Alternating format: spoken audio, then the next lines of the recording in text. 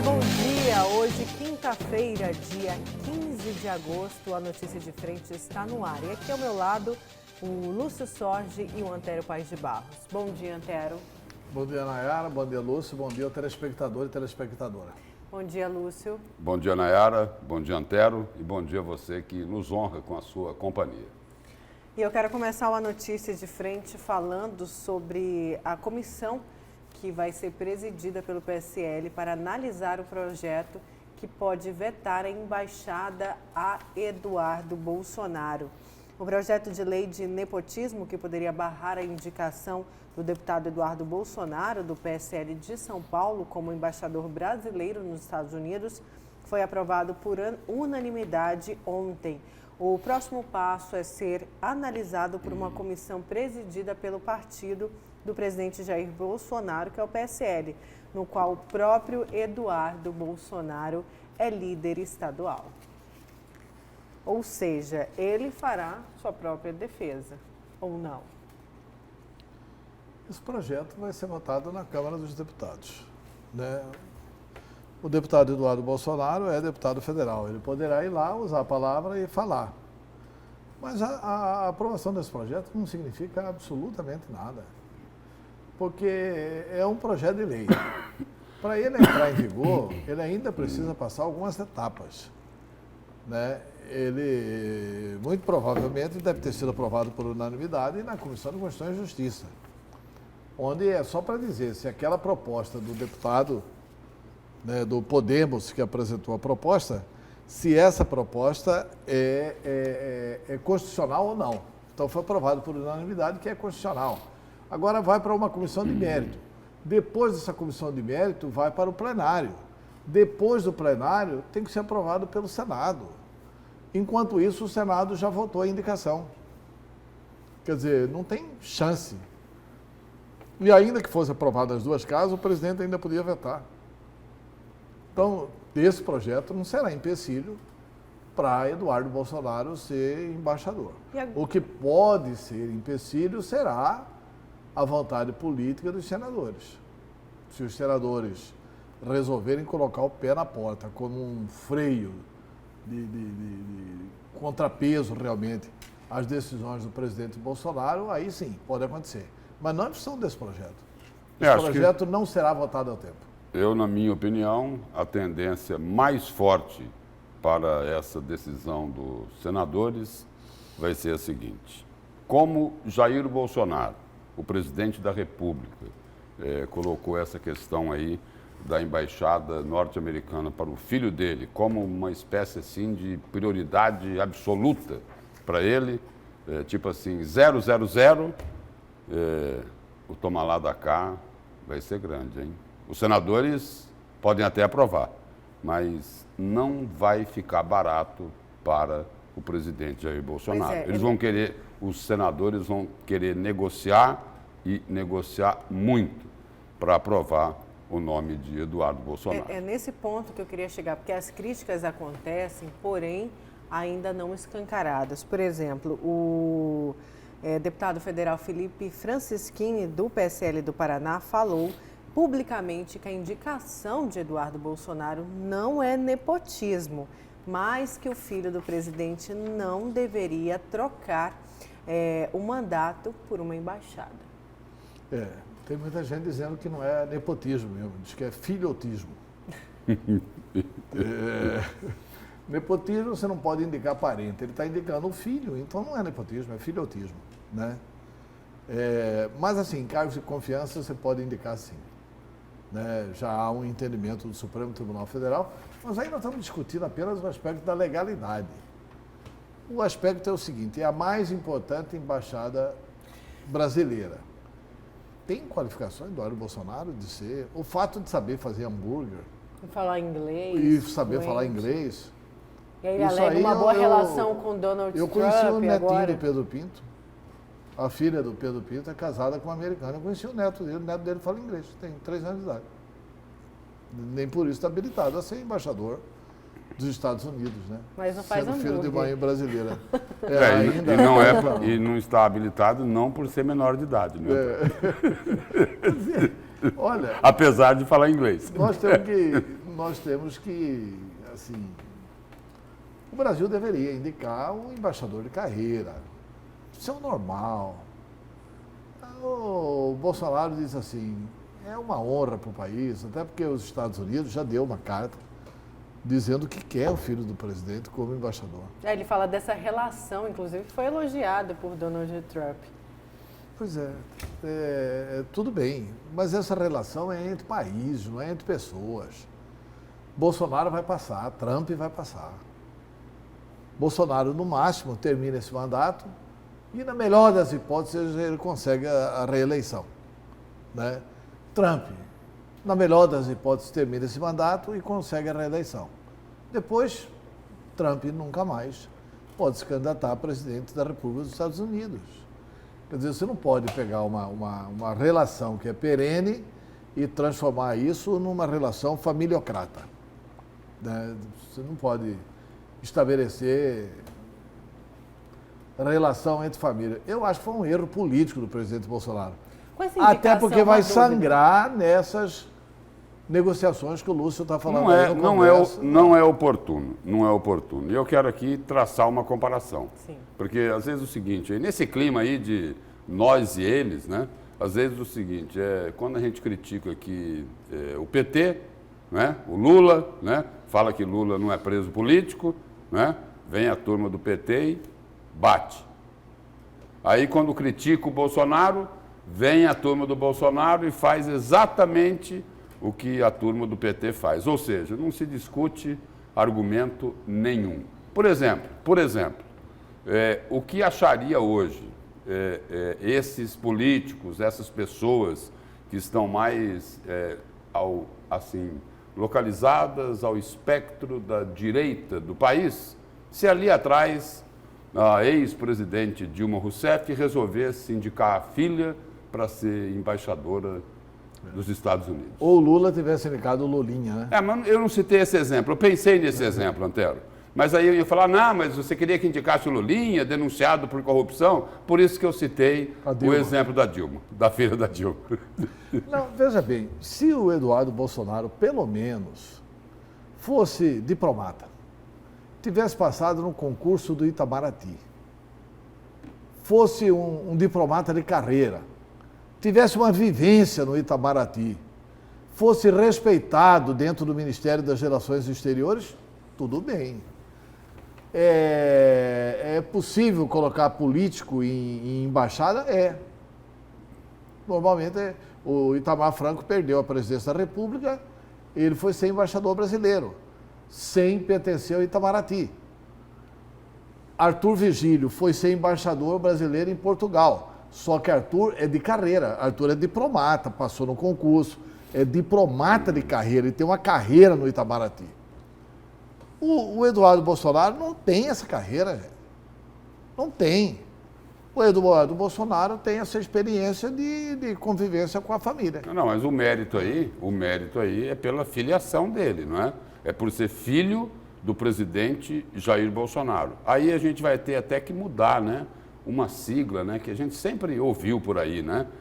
Quando falam que é o seguinte, que fulano de tal assumiu um cargo em tal repartição. Mas como? Aí a pessoa fala assim, QI, quem indica? Agora vai ter que mudar a sigla. É PI, papai indicou. E, assim, eu acho que o Senado vai aprovar a indicação.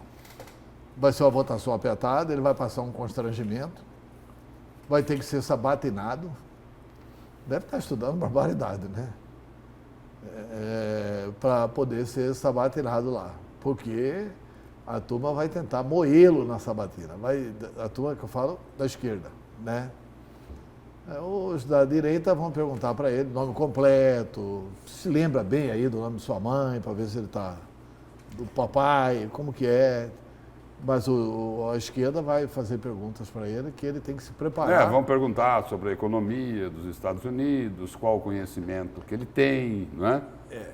Qual o tipo de trabalho que ele pretende fazer lá na embaixada, né? Como serão as relações aí do Brasil com os Estados Unidos e com os outros países, o que é que ele tem de preocupação, né? Eu até não duvido que ele estude bastante e faça uma boa sabatina. Entendeu? Porque a essa altura o pessoal do Itamaraty, que apoia o presidente Bolsonaro, deve estar instruindo o garoto. Com certeza. De como se comportar nessa sabatina lá no Senado. Mas Olha, eu acho uma pena isso, acho que nem o Bolsonaro precisava passar por esse constrangimento. Já que a gente está falando de Jair Bolsonaro, eu quero trazer aqui um destaque antes de vocês contarem os destaques de vocês da afiliação ao Podemos do vice-prefeito de Cuiabá, Niuan Ribeiro. E disse que Sônia, o vice, falou, sonha em ser candidato de Bolsonaro em Cuiabá. O vice-prefeito de Cuiabá, Niuan Ribeiro, que se filiou ao Podemos, a afiliação foi realizada durante uma reunião na bancada federal em Brasília e contou com a presença das principais lideranças nacionais do Podemos, entre elas o senador Álvaro Dias, que foi candidato à presidência, e também José Medeiros, que é deputado federal por Mato Grosso e vice-líder do governo Jair Bolsonaro na Câmara. O Zé Medeiros, que é o presidente do Podemos aqui, o Zé Medeiros está trabalhando corretamente para organizar o partido e para preparar a candidatura dele, Medeiros, ao Senado da República na próxima eleição. Né? Não agora, mas na próxima eleição. Ele vem fazendo mandato para se identificar com o bolsonarismo. Se o Bolsonaro, até a próxima eleição, estiver queimando gasolina azul, como está, Bolsonaro já caiu bastante, mas ainda está muito bem avaliado pela população, principalmente aqui em Mato Grosso. Se isso aí ocorrer, o Medeiros terá condições de fazer um bom papel. Eu acho que o Niuan Ribeiro fez uma opção por um partido novo, um partido moderno, um partido que nacionalmente tem procurado não se identificar com Bolsonaro, embora a maior liderança política de Mato Grosso, que é o deputado Medeiros, está procurando identificar o partido com o Bolsonaro. Tanto que é vice-líder dele na Câmara. Não só vice-líder, ele é um verdadeiro, se você olhar o Twitter... Não, ativista mesmo. Ele é um verdadeiro defensor do presidente Bolsonaro. Né? Ele entra em todas as divididas, né? E, enfim, ele está lá convivendo naquele ambiente e está empolgado com a atuação do presidente Jair Bolsonaro. Eu não sei se... Nós entrevistamos aqui o Niuan, se o Niuan tem, inclusive, perfil para representar essa direita reacionária, porque o Bolsonaro não é a direita, o Bolsonaro é a ultradireita, né? A direita, por exemplo, é o DEM, é o PR, é o PL, é o PTB, é o PSDB, hoje mais do que antes. Esses aí que falam que são de centro, né, Antero? Não, eles falam que são de centro. Eles falam que são de centro, né? São de direita, mas se são de denominam direita, como do centro. nunca quiseram assumir as teses da direita, né? Aí o Bolsonaro veio e assumiu, mas esse pessoal sempre apoiou nessa eleição o Bolsonaro. E assumiu porque era um espaço que estava vazio, né? vazio. Que ninguém queria assumir. E o vice-prefeito falou muito aqui na entrevista do perfil jovem que não foi usado na gestão, apenas na campanha. Aí eu quero destacar duas falas, uma é do José Medeiros, que fala o seguinte: Niuan filia com a missão de ajudar a organizar o partido e constituir um projeto para a Prefeitura de Cuiabá, além de ser um jovem articulador e com experiência na prática da boa política. Niuan é profundamente conhecedor da população cuiabana. E já Álvaro Dias disse: para o Podemos é um presente ter um líder jovem que poderia estar cuidando da sua vida pessoal, mas está buscando aí ajudar a população e com esse perfil jovem também, né? E também foi destacado o mesmo perfil jovem pela presidente nacional do Podemos, que é a Renata Abreu. Tomara que o Niuan seja... Ele é bom de articulação. Ele faz militância política há muito tempo, desde a juventude do PTB. Mas nos últimos tempos ele trocou bastante o partido. Ele saiu do PTB, foi para o PSD, saiu do PSD e foi para o Podemos, né? Eu acho que ele está confortável no Podemos, porque a característica do Zé Medeiros é honrar a palavra. e ele vai honrar a palavra. O garoto vai poder ser candidato a prefeito de Cuiabá pelo Podemos. Só colocando aí, né, relembrando que Nilvan Ribeiro tem uma boa escola, né, Antero? O professor Oswaldo Sobrinho, né? Pai dele. Não, o professor Oswaldo Sobrinho realmente... Que com certeza é o conselheiro dos passos políticos que o filho está dando. Não sei. Acho que ele está... Porque o Nilvan, realmente isso que ele falou aqui, que ele é advogado, que ele tem curso de pós-graduação, que ele tem especialidade em direito comercial, tudo isso já sabia. Quem lutou bastante por Nilvan ser o vice-prefeito fui eu. Havia uma certa resistência, eu briguei inclusive porque ele tinha um perfil que melhorava a chapa do Emanuel, entendeu? Na época, e a gente tinha pesquisa sobre isso. Agora... Você brigou aí como profissional de marketing. De marketing. Só para explicar, porque na época eu fiz a campanha do Emanuel Pinheiro, né? Chegou um momento, vamos substituir o Nilvan, eu falei, vocês vão fazer besteira. Vocês vão fazer besteira. O Nilvan é um bom nome, é um bom candidato. E o professor Oswaldo Sobrinho, você não consegue, da esquerda à direita, você não consegue ninguém para falar mal do professor Oswaldo Sobrinho. Você não consegue ninguém para brigar com o Oswaldo Sobrinho. O professor Oswaldo Sobrinho, ele coordenou uma campanha minha ao governo do Estado, uma campanha terrivelmente sem dinheiro.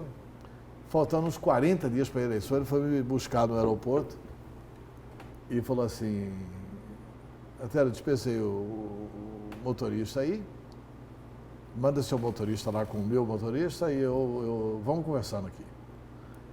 Aí ele falou assim, eu queria te comunicar que você sabe que você já perdeu a eleição 40 dias antes. Eu falei, sei, professor, eu já escrevi uma carta para minha esposa dizendo que, mas eu não posso falar porque eu vou desmobilizar todo mundo. Mas já sabia. Falou, não, eu só estou te falando com um amigo que você não gaste dinheiro à toa, não faça besteira, não gaste além do que você pode e tal. Eu fiquei muito agradecido àquilo e ele com medo, com receio de falar, entendeu? Mas... ele ficou até o final da coordenação da campanha. E numa campanha sem dinheiro, ninguém brigou comigo. E ninguém brigou com ele. Então, ele é de uma habilidade espantosa. Por melhor que seja o Nilvan, desculpa, Nilvan, você nunca vai ser melhor que seu pai. Dizem que o filho, às vezes, suplanta o pai. Não é o caso. O professor Oswaldo... Mas eu acho que o Nilvan deve se sentir orgulhoso também com esse tipo de observação. Né? Mas nesse item aí, Antero, de habilidade, nesse item de habilidade, eu concordo com você que Nilvan Ribeiro está assim, muito longe nesse aspecto do pai dele, Oswaldo Sobrinho. Mas eu só vou relembrar que nessa entrevista aqui no Notícia de Frente, por praticamente aí 1 hora, né, que nós entrevistamos ele, todos sabem, todo mundo sabe, né? A torcida do Flamengo, do Corinthians, todo mundo sabe que ele está profundamente insatisfeito com o prefeito Emanuel Pinheiro. E o máximo que ele disse aqui é o seguinte, olha, vamos esperar mais um pouco, por enquanto eu não quero emitir maiores considerações, ou seja, tomando todo cuidado com as palavras, e isso é o seguinte, deve fazer parte da escola do que ele teve em casa. Né? Deve fazer parte, né? Não é hora de brigar, né? Daqui a pouco. Mas já avisou que vai brigar daqui a pouco. Isso, Está avisado. Vamos Guerra avisada. No mata aleijado. No mata. Vamos para os destaques, então, de vocês, começando com você, Lúcio. Qual que é seu destaque para hoje? O meu destaque é para falar que tem críticas aí, né? De que o Democratas de Mato Grosso não estaria sendo tão democrático assim. É que o presidente estadual do Democratas, o suplente do senador Jaime Campos, o ex-deputado Fábio Garcia, indicou aí os membros do diretório municipal aqui de Cuiabá. E aí é o seguinte, a chiadeira começou, porque ele teria se esquecido de privilegiar as pessoas ligadas aos irmãos Júlio e Jaime Campos. E colocou lá no diretório de Cuiabá praticamente todos que indicou, ligadíssimos ao governador Mauro Mendes. De quem Fábio Garcia é o afiliado político. Esse é o destaque de hoje. E eu vou fazer um contraponto nesse destaque do Lúcio. Tá? Certo. Porque eu tenho outras informações. Antero, e o seu destaque? Meu destaque é o seguinte, que a imprensa nacional descobriu a senadora Selma. Vocês viram a matéria do jornal O Globo? Né? O jornal O Globo trouxe uma matéria mostrando aspas ilícitos que teriam sido cometidos pela senadora Selma Arruda, inclusive o seguinte, né? Inclusive colocando o seguinte, que isso estaria trazendo um desconforto ao PSL e ao presidente Jair Bolsonaro, a situação da Selma. Isso tudo pode ser uma coisa da imprensa, mas pode ser também uma articulação dos que querem apressar a eleição aqui, né? Pode ser uma articulação do Carlos Fávaro, que está lá em Brasília, que deve ter feito amigos na imprensa nacional e tal, e que pode ter vazado tudo para a imprensa nacional. Carlos Fávaro, que inclusive deu a seguinte declaração essa semana, né, Antero? Ao reivindicar o lugar da senadora Selma Arruda, na hipótese dela ser cassada, dizendo o seguinte, olha, Mato Grosso, a justiça eleitoral não pode ter mais prejuízo. Né? Vamos gastar um dinheirão com a outra campanha. Vamos ter um senador biônico, né? É isso. De repente, aí é o Tico junto com o Teco, não é? Não é isso? É isso. Um prega que não precisa ter eleição, e aí na outra ponta prega que quem está lá tem que ser caçado. É isso? Se for para não ter eleição, deixa a Selma. Se for para não ter eleição, se é esse o motivo aí, olha, vamos economizar, não vamos gastar e tal, então é mais correto, democraticamente, deixar a senadora Selma. Mas a grande verdade é o seguinte, que isso aí reverberando em nível nacional, é evidente que eu já achava difícil a defesa da Selma. Eu acho que ficou mais difícil um pouco. É isso. Daqui a pouco, então, a gente fala mais sobre esse assunto. Olha, vamos falar de uma polêmica, porque o prefeito Emanuel Pinheiro sancionou uma lei que livra os vereadores de prestarem contas sobre a utilização da verba indenizatória. É importante ressaltar que esta medida foi aprovada por unanimidade pelos próprios parlamentares e antes da sanção do prefeito. Confira na reportagem. Atualmente, o salário dos vereadores de Cuiabá é de R$ 15 mil e a verba indenizatória que cada um deles recebe é de R$ 18.900. E agora eles não vão mais precisar esclarecer à sociedade como eles gastaram esse dinheiro da verba indenizatória.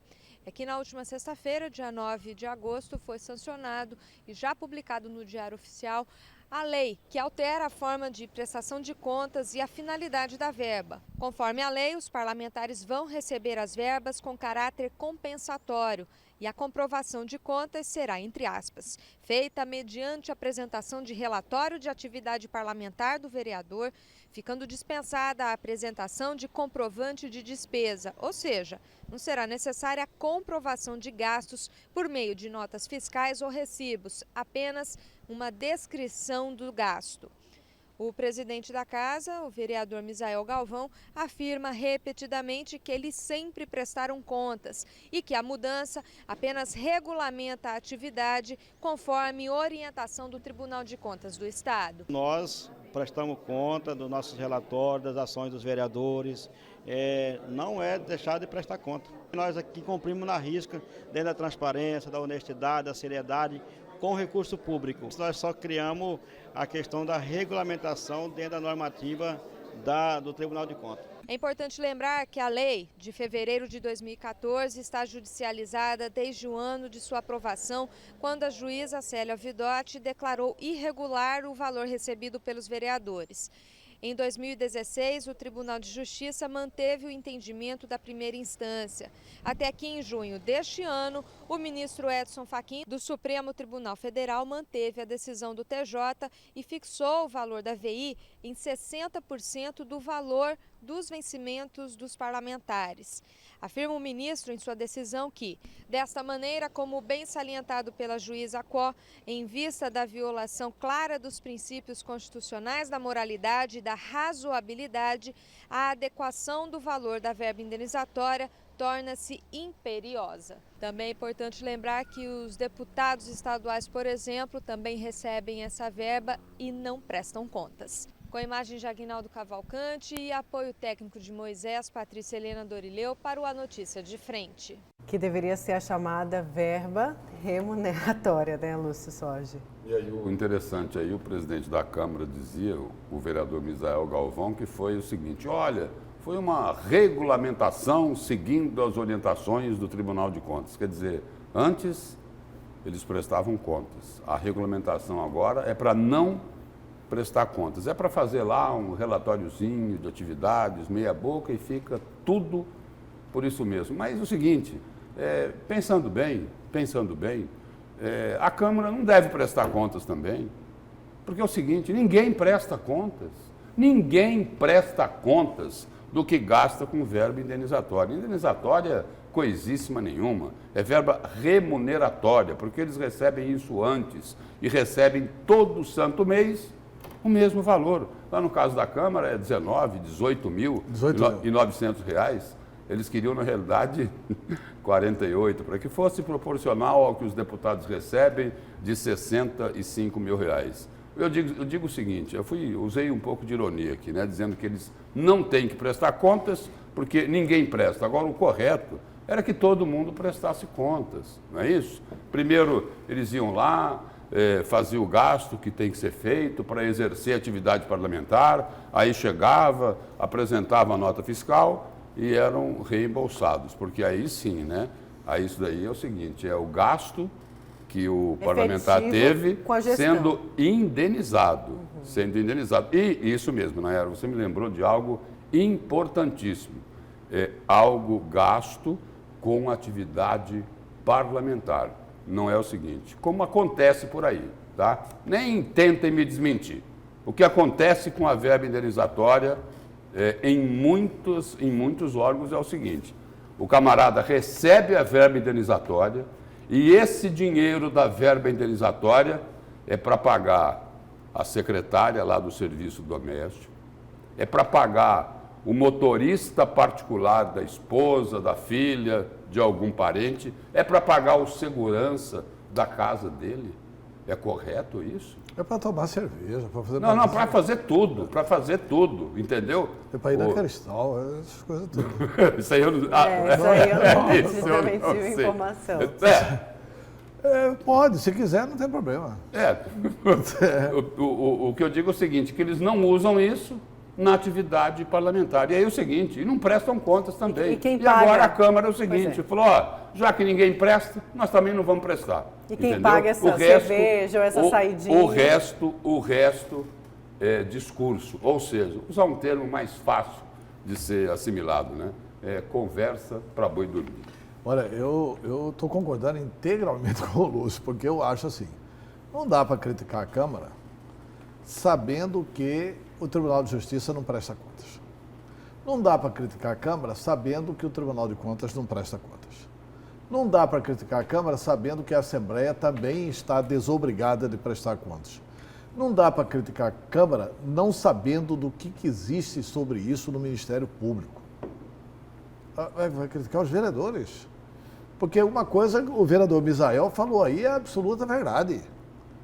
Eles só regulamentaram, eles só estabeleceram o seguinte, não precisa ficar correndo atrás de nota fiscal, por que existe essa briga para não prestar contas do Poder Legislativo? Porque antigamente, lá na Assembleia Legislativa, exigia a prestação de contas. E aí, o Ministério Público detectou que foram emitidas nas prestações de contas notas fiscais frias de empresas fantasmas. Para não correr esse risco, coloca na lei. Olha, não é necessário prestar contas. Agora veja... Mas antes, Antero, antes de você concluir aí, antes que eles fizessem isso, antes de dispensar a prestação de apresentação contas das notas fiscais, eles tomaram uma providenciazinha muito básica, não é isso? Eles saíram lá de 25 para 65 mil reais na verba indenizatória, para não ter que ir atrás de nota fria. Foi isso? E isso aí está na delação do Silval, inclusive, que foi uma coisa combinada com o Brairo Maggi, né? Que era que estaria embutido aí a propina para o Poder Legislativo. Não, que aí lá na Assembleia tinha, naquela época, o mensalinho. O e mensalinho. lá no Palácio Paraguaias, o mensalão. Não é Pois isso? é. Aquele Aí de 600. Aí o Palácio que tinha que fabricar dinheiro para dar dinheiro para os deputados por fora. Como a gente viu imagens aí horripilantes, né? E assim, essa matéria aqui da TV Vila Real, ela mostrou que o ministro Fachin considerou o seguinte, que 18 mil é uma verba indenizatória regular, quer dizer, então isso é um assunto liquidado no Poder Judiciário, porque ele estabelece o seguinte, por que ele estabelece 18 mil? Porque representa 60% do salário dos vereadores. Então os vereadores recebem 25 com os seus descontos, e eles têm direito, portanto, a uma verba indenizatória de 18 mil. E com isso tudo não ultrapassa o teto constitucional. Então, mas, aliás, os vereadores devem receber 20, né? Sei lá, sei que chega a 18 mil, porque representa 60% do seu salário bruto, né? Não é o que acontece com os deputados. A verba indenizatória de 65 mil é quase 2,5 vezes maior do que o salário do deputado. Não é 60% do salário do deputado. Não é o mesmo critério. E se a gente for ser rigoroso e exigir isso aqui, é o seguinte. Alguém já viu alguma prestação de contas sobre auxílio livro nesses locais em que se paga auxílio livre? Por exemplo, dizem... Não tem que... Lá no Tribunal de Contas, o Jornal A Gazeta divulgou e recentemente. nem o Tribunal de Justiça.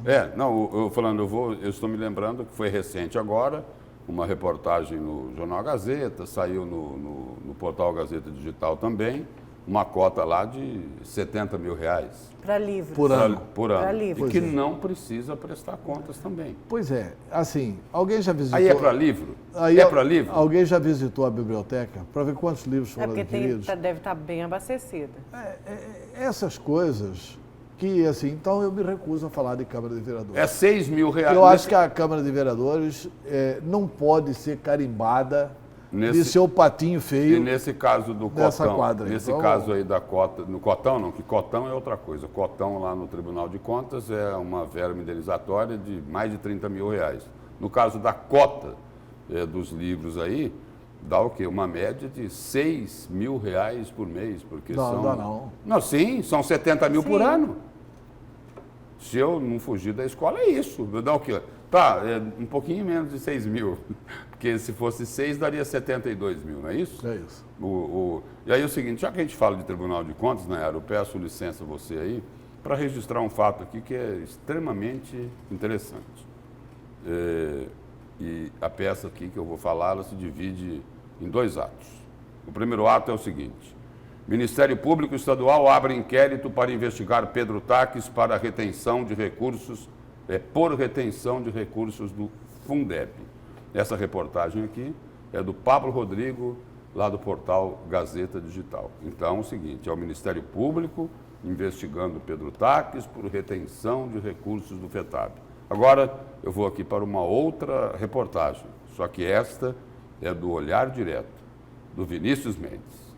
A manchete é a seguinte: Taques nega desvios no Fundeb e reafirma que teve as contas aprovadas no Tribunal de Contas do Estado. Que beleza, não é? É isso.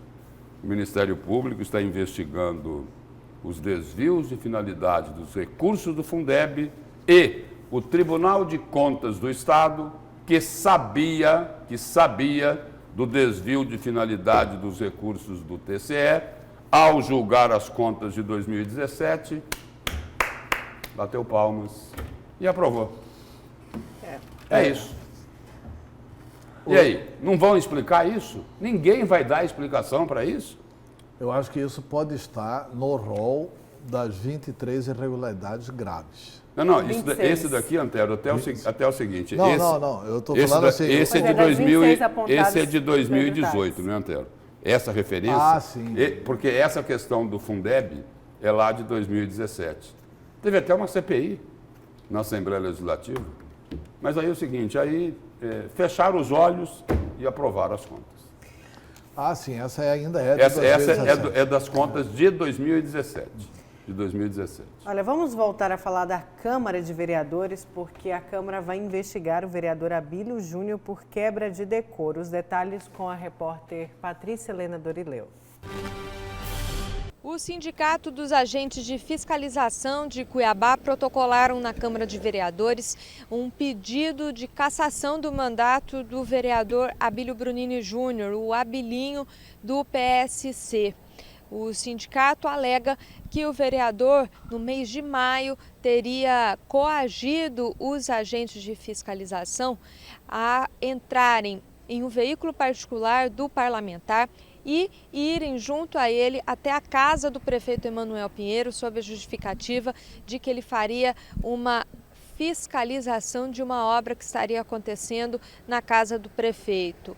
A Comissão de Ética notificará o vereador Abílio na próxima quinta-feira sobre este processo que diz respeito ao seu mandato parlamentar.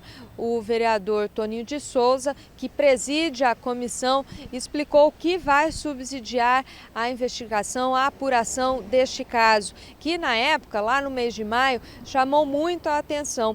O Abílio, ele postou nas redes sociais vários vídeos dele tentando entrar, inclusive com drones, na casa de Emanuel Pinheiro. Ele alegava na época que estava acontecendo uma obra e que não havia o alvará que autorizava a realização dessa construção. Cabe a nós agora fazer essa fiscalização e dar uma resposta à população. Estamos na Comissão de Ética fazendo o nosso papel. Vamos notificar o vereador Abílio na sessão da próxima quinta-feira, dar a ele o direito de resposta e, por outro lado, também dar a satisfação à população como a Comissão de Ética e dar as respostas àqueles questionamentos que estão sendo feitos. Houve abuso de autoridade praticado pelo vereador, extrapolou ele o limite da fiscalização, cometeu ele realmente algum excesso no exercício da sua fiscalização de vereador, ele invadiu a privacidade na casa do prefeito ou na casa de algum vizinho, e aí, para a gente trazer essas respostas, nós precisamos ouvir algumas pessoas que estavam envolvidos naquela situação. Os fiscais, os vizinhos à casa do prefeito, os próprios funcionários da casa do prefeito, os fiscais que foram convocados para aquela fiscalização, o próprio vereador Abílio. Nós só vamos chegar a uma conclusão ou a resposta que estamos buscando ouvindo todas essas pessoas. Há ainda um outro pedido de abertura de processo, também contra Abílio Júnior, feito pelo secretário municipal de Ordem Pública, o coronel Leovaldo Salles, relatando um outro episódio também protagonizado por Abílio, mas este em dezembro do ano passado, na inauguração de parte do Hospital Municipal de Cuiabá, conhecido aí chamado como o Novo Pronto-Socorro. Na época, também ele gravou vídeos, fez uma cena no momento da inauguração e alegou que a obra estava sendo inaugurada pela metade sem ser concluída na parte física. Este caso também será investigado pela Comissão de Ética. Com imagens de Agnaldo Cavalcante e apoio técnico de Moisés, Patrícia Helena Dorileu para o A Notícia de Frente. Olha, sinceramente, permita me falar por primeiro, porque dá asco, dá ânsia de vômito.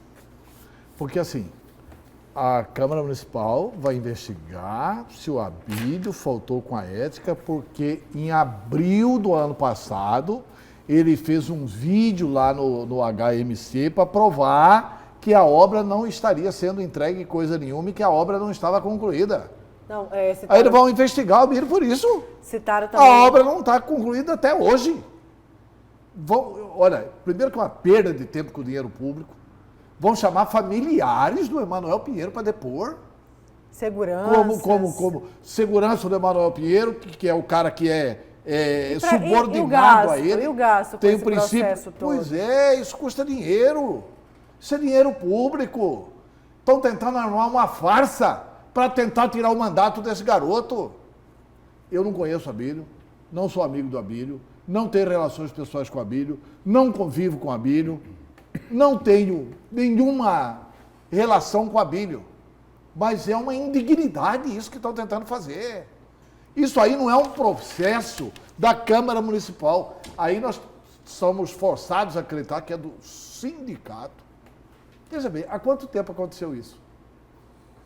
Há 3 ou 4 meses atrás. Da casa do prefeito. 3 ou 4 meses atrás, subitamente, uma indignidade tardia do sindicato que protocola o documento na Câmara Municipal de Cuiabá. O que é isto? Será que Abílio Júnior está preocupando, por alguma razão, o Palácio Alencastro? Talvez. Teria alguma preocupação? Será que o Palácio tem alguma pesquisa que o Abílio aparece bem na candidatura a prefeito? Olha, essa perseguição não vai funcionar. Primeiro porque a Câmara vai ficar, anotem aí, desmoralizada. E aí eu queria tentar punir o Abílio. Eu queria pegar esse gancho aqui, pedir licença para você, Nayara, para você, Antero, pedir licença, inclusive, para o conjunto dos telespectadores da Notícia de Frente, para me dirigir a uma pessoa, a uma autoridade, que deu uma entrevista agora há pouco aqui, ao presidente da Câmara Municipal de Cuiabá, o vereador Misael Galvão. Presidente, quando o senhor assumiu a direção da Câmara, o senhor disse o seguinte, que gostaria de resgatar a imagem do Legislativo cuiabano, tirar essa pecha de Casa dos Horrores. Mas é assim? É desse jeito que vai tirar? Não, não vai tirar. Vai fortalecer, vai consolidar essa imagem de Casa dos Horrores. Porque ao dedicarem, ao perderem tempo com esse caso, porque é perda de tempo, a gente tem a impressão o seguinte, que nós temos aqui um transporte público maravilhoso, que as crianças têm o melhor atendimento do mundo, que os idosos não têm problema, que as ambulâncias do SAMU não ficam retidas no pronto-socorro. Parece que está tudo às mil maravilhas em Cuiabá. E aí a gente tem que acompanhar aqui os vereadores dizendo que vão fazer uma investigação para descobrir se o vereador Abílio Júnior fez isso, se ele fez aquilo. Ou seja, tomar tempo e dinheiro público com essa pantomímia. Esse é o termo? Né? Olha, só para terminar, na própria matéria aparece o Abílio no meio da rua, com o seu celular, filmando a casa do prefeito. É o Abílio que tem que ser investigado ou é o prefeito que tem que ser investigado? Porque o que ele está demonstrando ali é que ele, como membro da Câmara, ele tem o direito de fiscalizar o prefeito. É invadir a privacidade do prefeito, mostrar que tinha uma obra sendo feita e continua sendo feita na casa do prefeito e que não tinha placa nenhuma ali de autorização?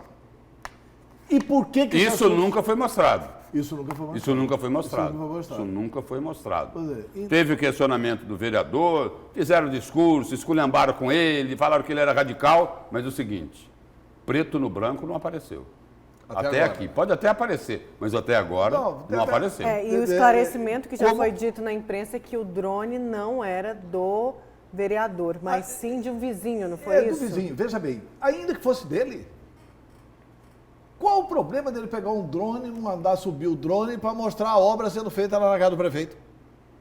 Eu não posso invadir aqui, mas eu posso subir e fazer uma já era. Não tem nem nada na lei, ninguém é obrigado a fazer ou deixar de fazer alguma coisa, senão em virtude de lei. Onde que está isso na Constituição?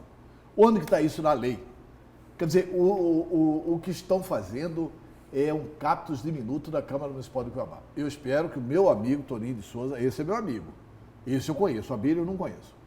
O Abílio eu conheço da atuação dele aí na Câmara, que o Toninho não entre nessa pilha, que o Toninho não coloque a credibilidade dele, eu tenho certeza que ele não vai colocar.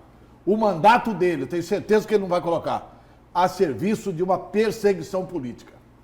Tomara que ele não faça isso pela respeitabilidade que ele tem. Aliás, por causa dessa respeitabilidade é que ele conseguiu ser o vereador mais votado de Cuiabá. E a melhor coisa a fazer isso aí é, semana que vem, encerra isso e não há o que apurar. Não há o que apurar. Isso aí é uma tentativa de perseguição política determinada pelo irmão do prefeito e pelo prefeito. Não dá para aceitar isso. Vamos então para um intervalo. Na volta a gente continua com a notícia de frente, porque tem aí, na verdade, o governador Mauro Mendes rebateu uma fala do prefeito Emanuel Pinheiro, fala que fez aqui no Grupo Gazeta de Comunicação no Jornal do Meio-Dia. Quer dizer, nós vamos saber o seguinte, o que nós vamos saber é se Mauro Mendes está contagiado pela atual gestão Mas do não prefeito. conta. É isso? É isso? Daqui a pouco Tá bom, você então. vai saber, não saia daqui.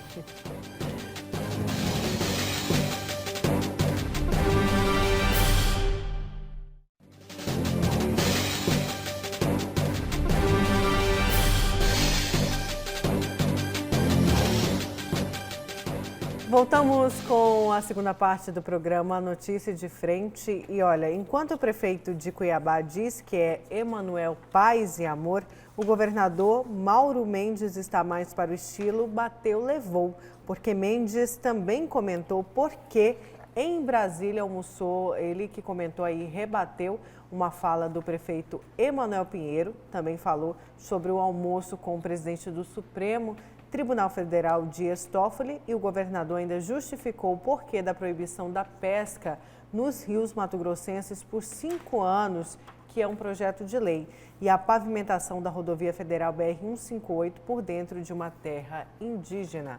Confira na reportagem.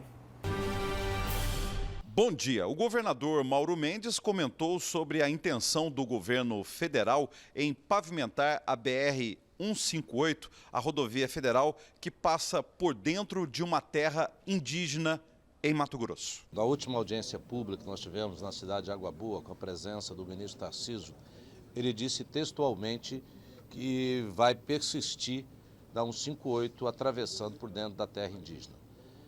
Eu particularmente concordo muito com ele, porque os índios eles querem o asfalto passando por lá. Segundo, que nós somos um país, gente, que tem milhares de pessoas morrendo sem remédio, morrendo de fome. Não podemos gastar 600 milhões de reais numa estrada absolutamente importante para fazer um desvio, quando lá nós continuaremos a ter uma estrada asfaltada, né, uma estrada de terra, que já existe há muitos anos, há décadas antes de existir, inclusive a própria reserva indígena. Eu acho que isso é um contrassenso do país. Nós temos aí dezenas de terras indígenas cortadas por asfalto e isso não trouxe nenhum problema, né, a essas comunidades indígenas. Mauro Mendes também fez comentários sobre a atuação de ONGs, organizações não governamentais ambientalistas. Tem muita gente falando de meio ambiente, algumas ONGs, sem nunca ter feito ação concreta de preservação do meio ambiente. Nós sabemos que muitas são sérias, que tem algumas que realmente colaboram, mas tem muita gente que está aqui nesse país defendendo interesses que nós sabemos que não são os maiores, os melhores interesses brasileiros. O governador Mauro Mendes justificou por que apresentou um projeto de lei para proibir a pesca nos rios mato-grossenses por 5 anos a partir de janeiro de 2020. Já houve uma degradação muito grande. O turismo da pesca é um turismo que tem um gigantesco potencial no estado de Mato Grosso. No Brasil, nós temos em média mais de 100 mil brasileiros que se deslocam por ano para a Argentina para pescar, porque lá tem peixe. Aqui no estado de Mato Grosso, nós temos a única pousada que tem 100% de lotação durante todo o ano. É uma pousada que você pode pescar, mas não pode transportar. Então nós temos aí uma janela de oportunidade para dar uma guinada. Nós estamos há décadas falando desse turismo do Pantanal e ele ainda é pífio perante as nossas potencialidades e a perspectiva que tem. Mauro Mendes diz que pescadores matogrossenses terão compensações transitórias em relação à lei da pesca. Nós estamos estudando, né, durante um período de transição, né, algum mecanismo de compensação para que eles possam garantir a sobrevivência. O governo federal já tem uma bolsa, né, que é dada durante um período, o governo estadual estuda essa complementação, num período de transição. E aí eu tenho certeza que todos poderão se reinserir em alguns projetos. Nós estamos, por exemplo, elaborando projetos importantes ali para Santo Antônio, para Barão de Melgaço, né, que já deve estar na fase final de projeto para a implementação de uma grande perspectiva de geração de emprego ali com o turismo numa visão diferente daquilo que existe hoje ali naquela região. O governador de Mato Grosso justificou porque almoçou em Brasília com um grupo de senadores e com o presidente do STF. O ministro Dias Toffoli está sendo questionado desde julho, quando concedeu uma decisão favorável ao senador do Rio de Janeiro, Flávio Bolsonaro, filho do presidente Jair Bolsonaro, em relação à investigação que teve como base o compartilhamento imediato de dados do COAF. Fui ao almoço, a agenda era uma agenda aberta, né, de diálogo, né, desse momento que o Brasil vive, um momento de grande turbulência em vários cenários. Nós temos um problema econômico gigantesco em curso no nosso país. Eu falei ontem lá e tenho repetido isso, meus amigos, olhemos o que aconteceu com a Argentina. A Argentina entrou em crise em 2001. Nunca mais saiu da crise e a cada dia piora mais. Se nós brasileiros não tivermos a capacidade de entender isso, de compreender isto e tomarmos atitudes verdadeiras para sairmos dessa crise, nós podemos afundar com consequências muito piores do que as que foram percebidas na Argentina. Ainda em Brasília, o governador Mauro Mendes reforçou o pedido dele para a inclusão de estados e municípios na reforma da Previdência. Como o senador Tasso Gereissati, do PSDB do Ceará, disse que o Senado deve repetir a mesma proposta aprovada por deputados federais, a solução, segundo Mauro Mendes, é a criação de uma outra PEC, uma proposta de emenda à Constituição para contemplar a reforma da Previdência para servidores públicos dos estados e dos municípios. Que o Senado vai seguir nessa linha que já está amplamente divulgada, que é fazer uma PEC paralela para a inclusão de estados e municípios. Vota-se simultaneamente as duas PECs, segue a que veio da Câmara para aprovação, né, e promulgação, e na sequência, né, após aprovada, essa PEC paralela vai à Câmara dos Deputados para que lá também ela seja votada e aí haja essa inclusão de estados e municípios, unificando o país e criando um regime jurídico único para servidores públicos federais, estaduais e municipais e da iniciativa privada. Na semana passada, no estilo Emanuel Pinheiro Paz e Amor, o prefeito de Cuiabá disse que o governador de Mato Grosso, Mauro Mendes, está encantado com a administração municipal. Ao ser questionado sobre isso, Mauro Mendes disse: não sei de onde o prefeito tirou isso. Se ele quer fazer as pazes comigo, ele tem que parar de mentir. Com apoio de Elton Júnior e imagens de Edilson Paulo, Antônio Carlos Silva para a Notícia de Frente. Pontos aí para comentar, mas vamos começar com esse último. Pelo último aí, vou usar um provérbio. Emanuel Pinheiro disse que o prefeito estava contagiado, quase apaixonado. O que o governador estava contagiado, quase apaixonado pela gestão municipal, né? E aí eu digo o seguinte, aí todos nós aqui acompanhamos a fala de Mauro Mendes e o provérbio é o seguinte, quem fala o que quer, ouve o que não quer. É isso? E o seguinte, e uma outra coisa, e só rapidinho até,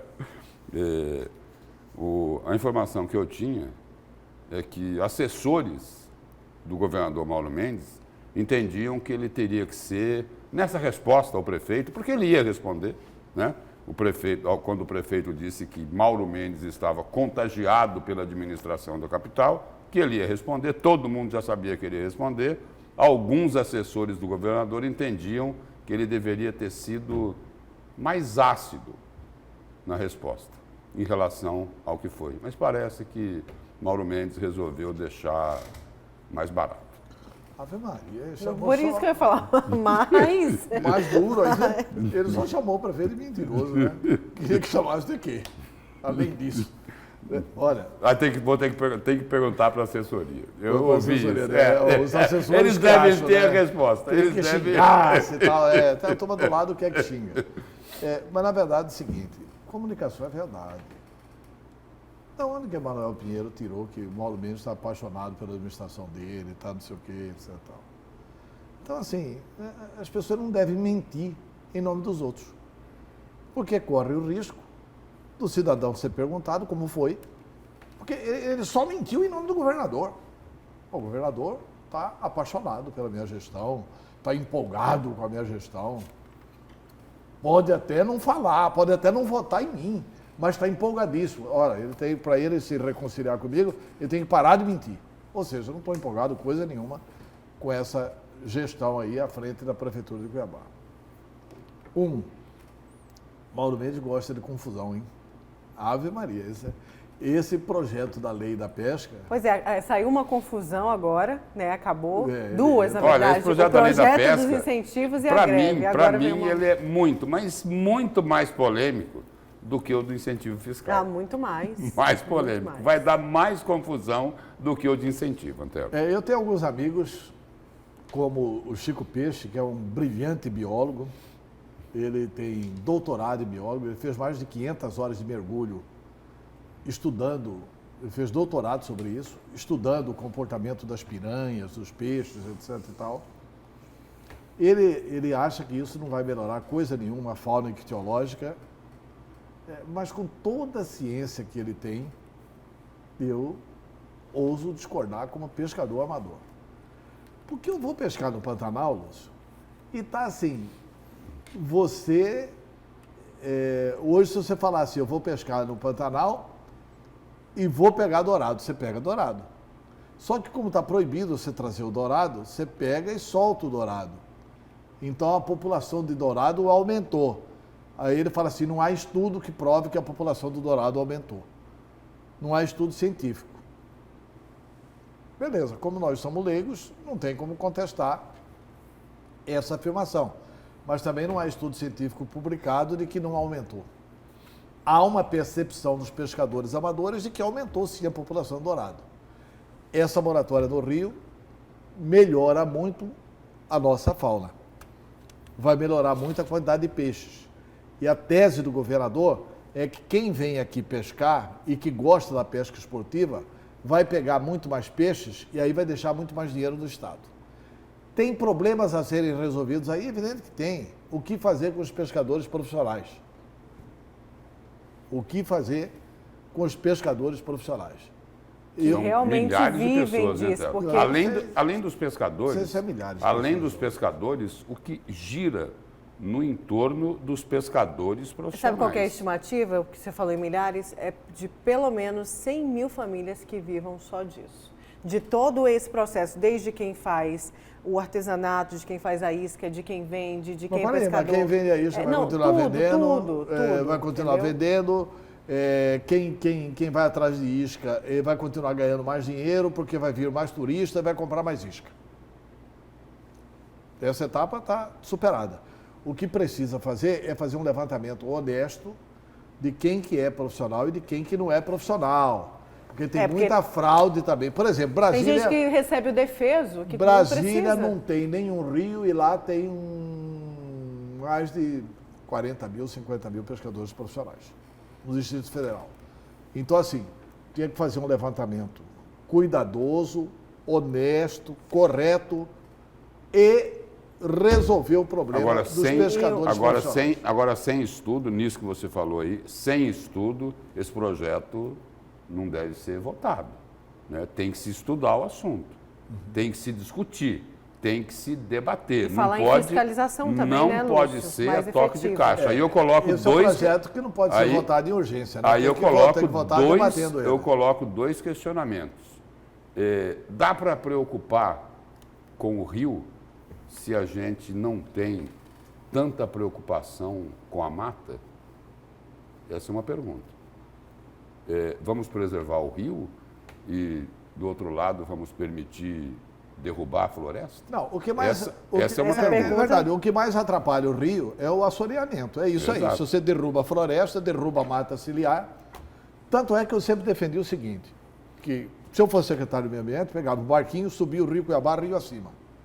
Ia de um lado ao outro na margem. Ia multar todos os moradores de um lado e do outro da margem do rio, cuja margem está desmatada. Olha, vocês têm 30 dias para plantar sarã aqui na beira do rio, para reflorestar a beira do rio, para impedir isso, a destruição do rio. 1. 2.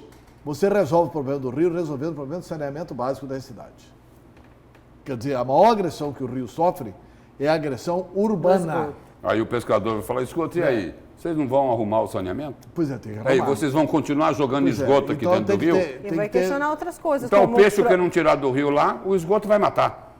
E aí? Tem que O ter... que adianta o cota zero? Tem que ter toda essa política de saneamento, tem que ter a política de reflorestamento na beira do rio, tem que ter a política de conservação das de combate ao margens. desmatamento, que foi combate ao rejeitado o desmatamento. projeto Não, o de governador Mauro política Mendes, externa. inclusive, está querendo fazer acordos da paradiplomacia. Porque, assim, quem que tem o poder de celebrar tratados? É só o Brasil. É só o Ministério das Relações Exteriores. Quando eu estive no Senado, eu apresentei um projeto da paradiplomacia, para que os Estados-membros pudessem também celebrar tratados.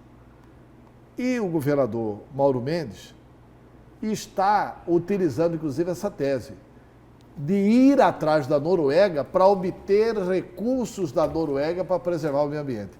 Nessa entrevista coletiva que ele deu, inclusive, ele exibiu um novo equipamento da Secretaria de Estado do Meio Ambiente que detecta o desmatamento na hora em que ele está sendo feito. Portanto, assim, o Estado está investindo também em tecnologia para combater isso.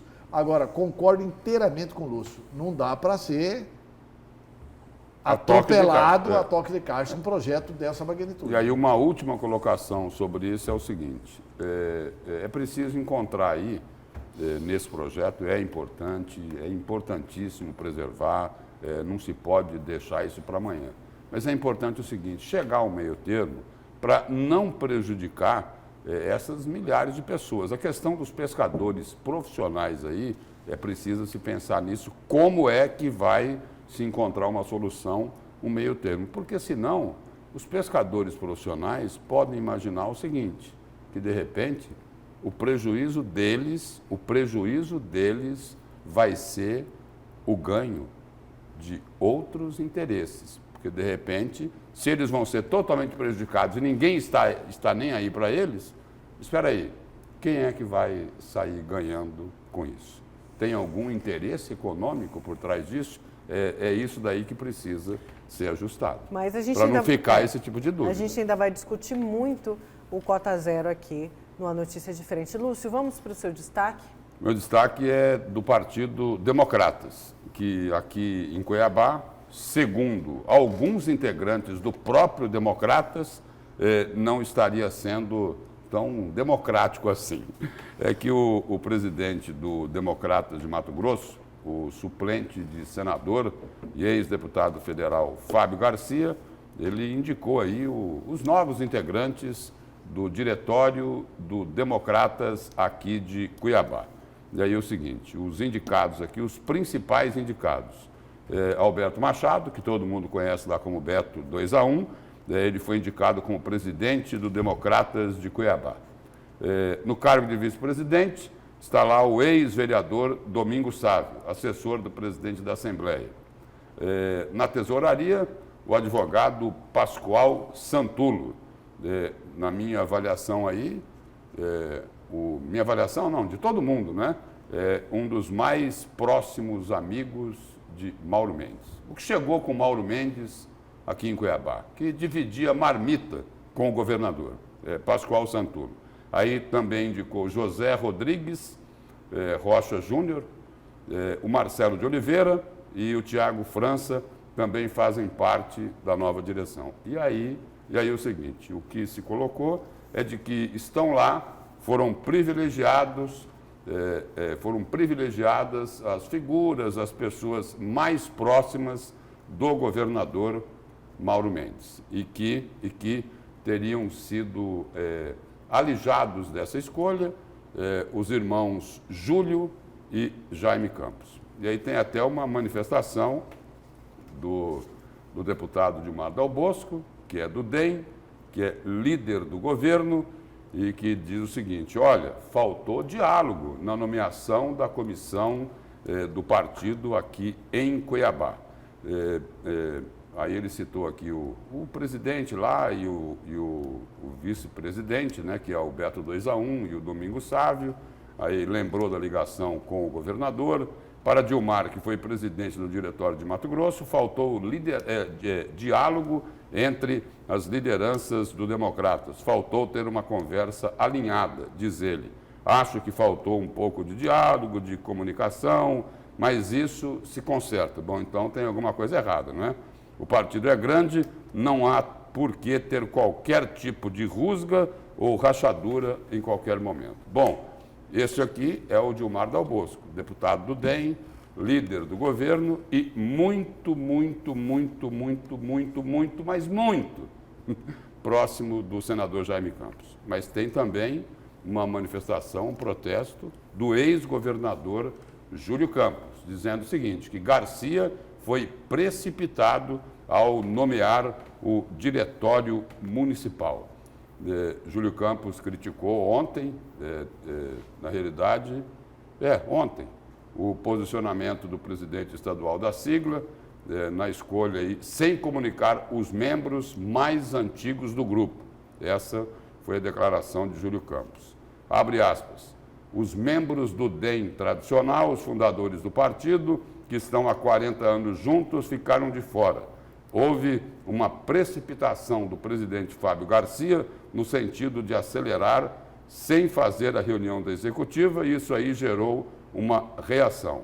Na sexta-feira ele vai estar em Cuiabá para contornar esse problema e fazer uma comissão provisória de consenso, declarou Júlio Campos ao site Hiper Notícias. Então, essa aí é um problema lá do Democratas, né? E Júlio Campos ainda completou. Isso foi um desarranjo, Fábio e a Secretaria Executiva fizeram e esqueceram de colocar outros nomes que já tinham sido convidados. Mas já comuniquei a ele que não estou de acordo e que a maioria não está, e ele prometeu que vamos nos reunir para discutir isso. Olha, minha impressão é que isso aqui é o seguinte, colocar um bode na sala, aí para resolver vão ter que tirar o bode da sala, mas tem tudo a ver com as articulações que estão sendo feitas aí em função da eleição do ano que vem aqui em Cuiabá. E existe, é claro, uma preocupação do grupo de Mauro Mendes, basta ver a resposta que o governador deu ao prefeito. Essa aí falou, olha, Emanuel tem que parar de mentir. Existe uma preocupação, sim, do grupo do governador Mauro Mendes sobre o que pretendem o ex-governador Júlio Campos e o atual senador Jaime Campos em relação a esta postulação do prefeito Emanuel Pinheiro de olho na reeleição. Para mim, passa por aí. Olha, Lúcio, eu até admito que possa ter havido, assim, uma inabilidade de não conversar com o Júlio e com o Jaime. Ponto. Mas eu não diverjo em nada da Comissão Provisória do DEM. Há quanto tempo, Lúcio? Você está no jornalismo aqui há muito tempo, eu também, a Nayara é mais recente. Há quanto tempo nós não noticiamos um vereador do DEM em Cuiabá? Nos últimos 16 anos, quem comandou o DEM em Cuiabá foi esse grupo antigo. Indiscutivelmente, a maior liderança do DEM em Cuiabá é Mauro Mendes, pelo fato de ter sido prefeito, etc. e tal. Não dá para querer colocar nesse mesmo rol de que o Eduardo Botelho não foi ouvido. Foi ouvido e foi contemplado. A presença do Domingos Sávio na vice É uma indicação que contempla o deputado Eduardo Botelho. Mas é errado não contemplar o Júlio Campos. E Jaime Campos. Entendeu? Como seria errado se esse diretório aqui tivesse sido feito em Várzea Grande. Lá em Várzea Grande, qual que é a maior liderança lá? Mas é isso que Júlio Campos cobrou aqui. É isso que Né? Júlio Campos Quer dizer, cobrou. Não dá pra... Não, eu acho que... De ser mais democrática, porque ele falou o seguinte, olha, teve coisa que estava combinado, não cumpriram, mas vamos resolver, vamos consertar isso. Beleza, eu acho que a democracia se resolve isso, com mais diálogo. Mas, assim, eu não acho que Fábio Garcia, que Mauro Mendes, tem que atravessar a ponte para indicar ninguém lá na Várzea Grande. O melhor Podem deixa por conta do Jaime e do Júlio, lá na Várzea Grande, é o melhor Podem. Várzea Grande. E, vamos ser sinceros, o melhor Podem aqui é deixar por conta do Mauro Mendes. É de jogar. É justamente fazer essa divisão? Porque assim, olha aqui, o velho MDB funcionou como? Mas aí não racha o partido? Não racha nada. Racha nada. Tem 16 anos que eles comandam aqui, tem 16 anos que não tem um vereador. Um partido desse tamanho, um partido forte, tem 16 anos que não elege vereador em Cuiabá. Isso é grave. Só para reforçar o argumento do Antero aí, só para reforçar o argumento dele. Não dá para, de repente... Nós entrevistamos recentemente aqui o ex-governador Júlio Campos. Ao falar sobre Cuiabá, Júlio Campos disse o seguinte, olha, a questão aqui de Cuiabá depende do governador Mauro Mendes. Exatamente. E lá de Várzea Grande depende do Jaime e do Júlio. Foi o que ele colocou. Olha, não é isso? O MDB sempre deu certo porque era a não ser que essa gritaria toda aí, seja porque, de repente, não ali na frente podem querer opor algum tipo de resistência na escolha que for feita pelo governador Mauro Mendes. Ele tendo maioria, dominando o diretório, isso não poderia ser evitado. Eu não acredito que um homem que sabe fazer política como Júlio Campos, aliás, ele já disse que quem tem que resolver o problema de Cuiabá é Mauro Mendes. Colocou o isso. O Júlio Campos sabe clara. fazer política muito claramente. Comparando com uma situação da política aqui do MDB, era Márcio Dante Bezerra. Márcio Lacerda indicava a turma na região de Cáceres, Dante indicava a turma na região de Cuiabá e Bezerra indicava a turma na região sul de Rondonópolis. E assim o MDB se consolidou e viveu muito bem, muito tempo. Não mexe comigo que eu não incomodo você. Eu não acho que tem que brigar por besteira, isso é besteira. Isso é besteira, é isso que eu quero dizer. Vamos para mais um intervalo, na volta a gente continua com a notícia de frente.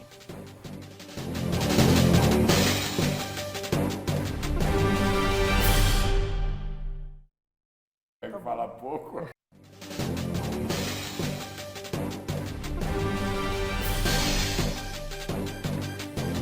Voltamos com a última parte do programa Notícias de Frente. Vamos agora para o destaque do Antero. Antero, por favor.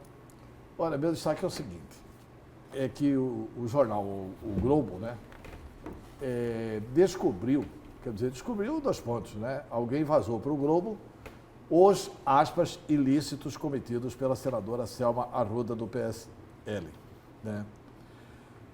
Essa matéria nós divulgamos ontem, inclusive, pelo PNB Online. Inclusive com alguns detalhes interessantes. No final no meados de abril, início de abril, o Tribunal de Justiça de Mato Grosso enviou, de abril do ano da eleição, o Tribunal de Justiça de Mato Grosso enviou à ex-juíza aposentada um ofício requerendo a devolução de R$ 30.999,64 depositados por engano na conta dela. Foi feito um depósito maior na conta dela. Selma teria que devolver o valor, mas em vez disso pediu que fosse isenta da devolução. Ela argumentou no ofício seguinte: a determinação para a restituição poderá acarretar em prejuízos à minha manutenção e de minha família. Como se ela recebeu algo que foi pago por engano para ela. Mas aí tudo bem. Mas isso está no jornal O Globo. Qual que é o objetivo disso ter vazado para o Globo? Exclusivamente o de desgastar a senadora, na minha opinião. No mesmo mês, em abril do ano passado, aí começa a ficar claro os ilícitos eleitorais. ela pagou 150 mil ao marqueteiro Brasa.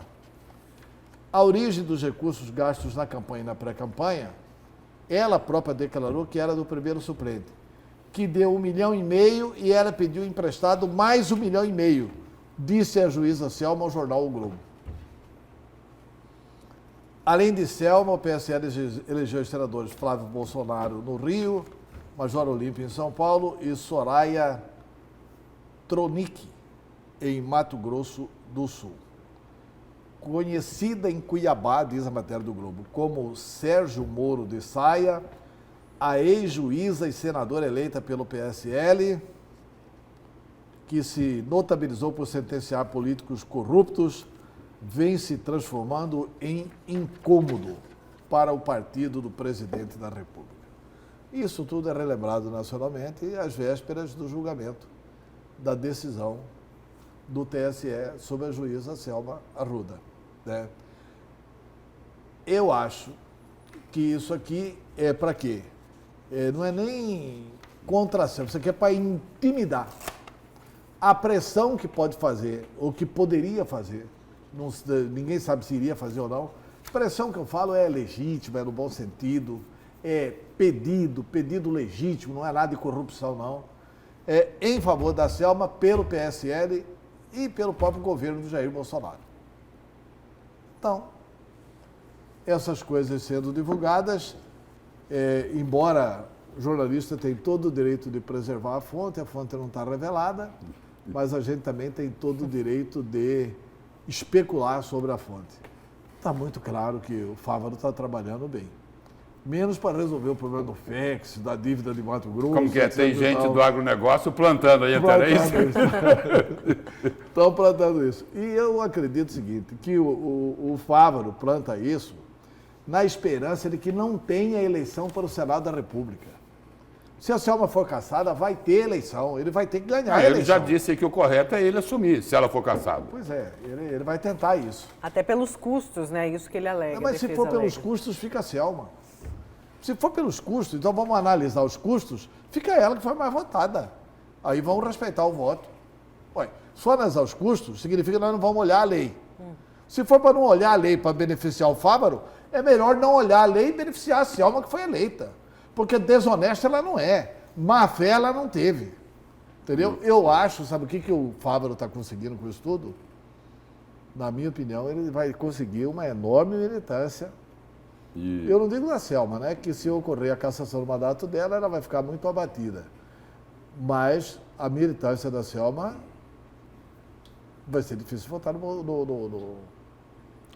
Fávaro. No Fávaro, A né? cassação da senadora Selma Arruda aqui no TRE foi por Caixa 2, né? E abuso do poder econômico. Agora, uma coisa não se pode negar. Não se pode negar. Primeiro, ela não está intimidada. E, Antero, ela é corajosa. Ela é corajosa. Olha só aqui, só para complementar o seu destaque.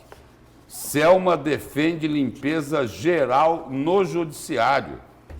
Ela teve uma reunião lá com a deputada Janaína Pascoal, que é autora do pedido do processo de impeachment contra o presidente do Supremo Tribunal Federal, Dias Toffoli. Selma Arruda diz que a medida não é caça às bruxas e que servirá como abrir de portas para que a limpeza seja completa no judiciário. E aí, Janaína Pascoal esteve reunida com um grupo de senadores, isso aconteceu lá na última terça-feira, para apresentar os detalhes aí desse processo. Isso aí começou quando o ministro Dias Toffoli suspendeu as investigações com dados compartilhados lá do COAF. A senadora Selma Arruda, nessa reunião, disse que é necessária uma limpeza geral no judiciário. E ela comentou que esse tipo de ação do COAF, né, conseguiu detectar atos de corrupção no Executivo e no Legislativo. Mas não acaba por aí. Agora vem o golpe de misericórdia da senadora Selma Arruda. Ela diz o seguinte, olha, precisa ser feita uma limpeza geral. Se conseguiu detectar atos de corrupção e irregularidades no Executivo, conseguiu detectar no Legislativo e o Judiciário continua sendo essa caixa preta disparou e duro, Selma Arruda. Os Corajosa, jornais nacionais estão, porque essa coisa que fala assim, olha, estão perseguindo o ministro do Supremo, etc. Tal, não é coisa nenhuma.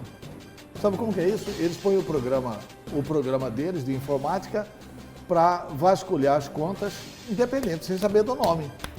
E aí vasculharam 132 contas, as mais relevantes, que têm problema de depósitos que feririam a lei do COAF. Aí manda investigar essas 132 contas. Nessas 132 contas é que tem parentes do Toffoli e do Gilmar Mendes. Aí eles vão suspender. E a medida foi técnica. Aí a Não medida teve foi nada técnica, político. Não teve nada político. Não foi perseguição ao Gilmar Mendes, coisa nenhuma. O não termo foi perseguição técnico, O termo técnico da Receita é que ele joga uma rede no determinado Exatamente. grupo. E aí o Temos seguinte, que- aí caiu bastante gente. Caiu na rede, bastante né? gente. Então, São os peixes graúdos, né? pois é, Temos que ir, mas a infelizmente, para o combate à corrupção, caíram alguns parentes do ministro. Vamos E aí então. está suspenso o combate à corrupção. Temos que ir, mas a gente volta a discutir esse assunto aqui na Notícias de Frente. Muito obrigada, bom dia. Bom dia.